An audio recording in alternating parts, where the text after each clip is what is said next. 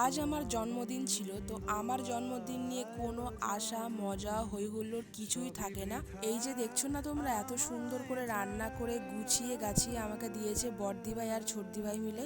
তো তাদেরকে আমি অসংখ্য ধন্যবাদ জানাই। আমার খারাপ পরিস্থিতির সময় এই মানুষ দুটো পাশে থাকার জন্য অসংখ্য ধন্যবাদ। তাদের জন্য আমার আর কিচ্ছু বলার নেই, শুধু এটুকুই বলবো সবসময় পাশে থাকিস আমাদের। তোমাদেরকে বললাম না, খারাপ পরিস্থিতির সময় আমার পাশে সবাই ছিল। আর খারাপ পরিস্থিতিটা হলো আমার দাদাকে 2023-এ আমরা সবাই মিলে তাকে হারিয়ে ফেলি। আমার দাদাকে হারিয়ে ফেলার পর আমি দুই দাদাকে পেয়েছি, আর দুই দাদা আমার কিরকম সম্পর্ক হয় আমি তোমাদেরকে একটা ভিডিওতে ডিটেলসে বলবো। আর আজ সেই বড়দা আমার জন্য কেক এনেছে, আমি সত্যিই ভাবতে পারিনি যে বড়দা আসবে আজকে। থ্যাংক ইউ সো মাচ বড়দা, আমাদের পাশে থাকার জন্য। এইভাবেই পাশে থেকো আমাদের। সত্যি কথা বলতে আজকে ছোটদা বড়দা ছিল বলেই আমার বাবা মা দুজনেই নতুন করে জীবন ফিরে পেয়েছে দাদাকে হারিয়ে। আর আজকে যদি ছোটদা আসতো আরো বেশি আমি খুশি হতাম। এত আনন্দ আয়োজন সবই বৃথা আমার দাদাকে ছাড়া।